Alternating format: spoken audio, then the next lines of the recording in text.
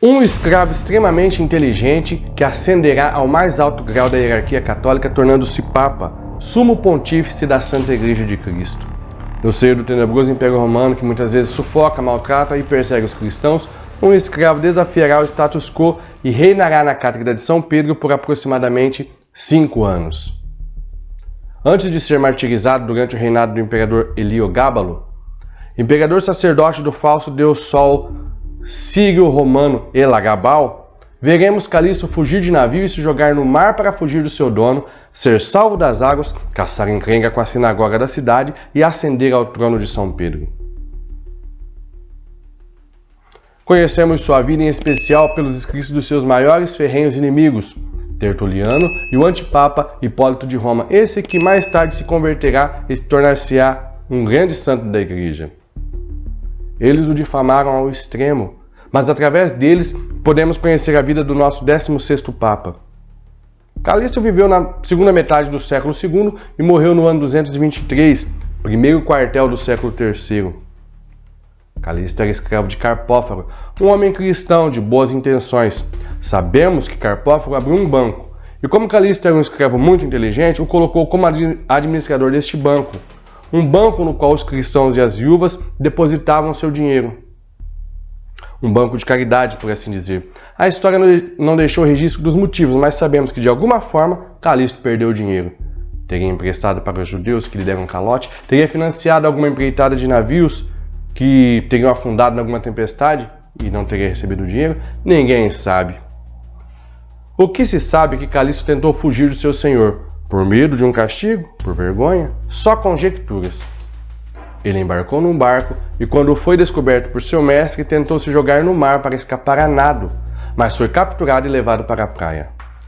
Carpófaro, seu mestre, o levou de volta. Os cristãos e as viúvas credores do banco o tinham em alta estima e intercederam pela libertação quanto ao sumiço do dinheiro. Os inimigos de Calisto escrevem que ele foi então até a sinagoga para insultar judeus. Ora, não tem lógica um homem respeitado pelos cristãos, de boa índole, insultar judeus na sinagoga. É muito mais provável que ele tenha ido até os judeus para cobrar algum empréstimo de judeus caloteiros, ou talvez tenha ido pedir empréstimo para cobrir o estrago, o rombo no banco dos cristãos. Ninguém se sabe, não se sabe ao certo. O que se sabe é que os judeus o entregaram. Os judeus o denunciaram ao prefeito Fustiano pelo crime de ser cristão. Ele confirmou que era cristão, não negando nosso Senhor Jesus Cristo. Ele fez uma confissão pública de fé, tornando-se um confessor. Por isso, por castigo, foi então enviado para trabalhos forçados na segunda maior ilha italiana do Mediterrâneo, a montanhosa Sardenha. Estamos em algum momento entre o ano 186 e 200, quando reinava o Papa Vítor I, o qual conseguiu a liberdade para Calisto, trazendo-o de volta. Calisto já desfrutava uma fama de integridade e honra como confessor, tanto que o Papa Vítor I concedeu-lhe uma pensão mensal, talvez um salário, e o trouxe para a estrutura administrativa da Igreja. Se você acredita que a fascinante história da Igreja tem o poder de fortalecer a nossa fé, inscreva-se no canal e mande esse vídeo para um amigo.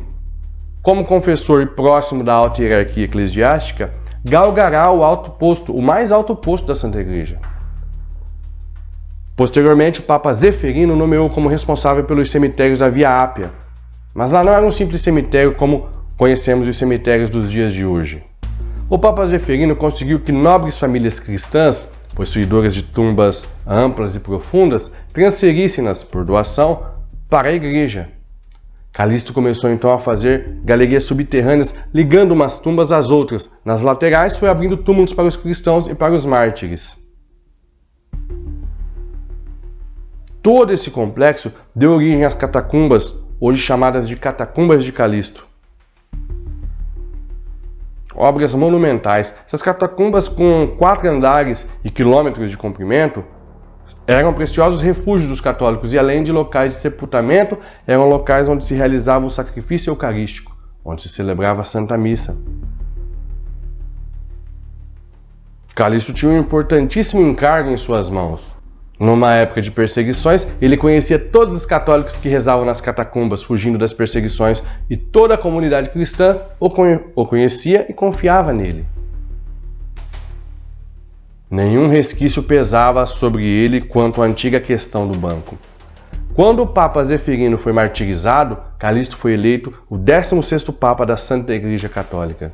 Seu pontificado foi firme, mas desafiado quanto à sua ortodoxia pelas críticas de Hipólito e Tertuliano, Hipólito ainda não convertido ao catolicismo, em especial quanto ao trato das penitências relacionadas aos pecados de adultério e fornicação.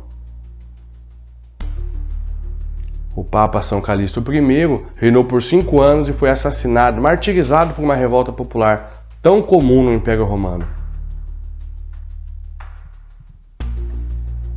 As perseguições contra os cristãos muitas vezes não eram perpetradas pelo governo ou pelo imperador, mas também pela própria população local, pagã, que em muitos casos realizavam verdadeiros linchamentos, sem lei. Conta-se que ele foi morto e seu corpo jogado num poço, próximo à atual igreja de São Calixto. Ele foi sepultado no cemitério de Calepódio, na Via Aureliana. Suas relíquias foram transferidas no século IX para Santa Maria em Trastevere e conta-se como data do seu martírio, sua Páscoa para Cristo, o dia 14 de outubro. Você acredita que a igreja passará novamente por um período de martírio e perseguição? Quando será isso? Deixe seu comentário aqui embaixo.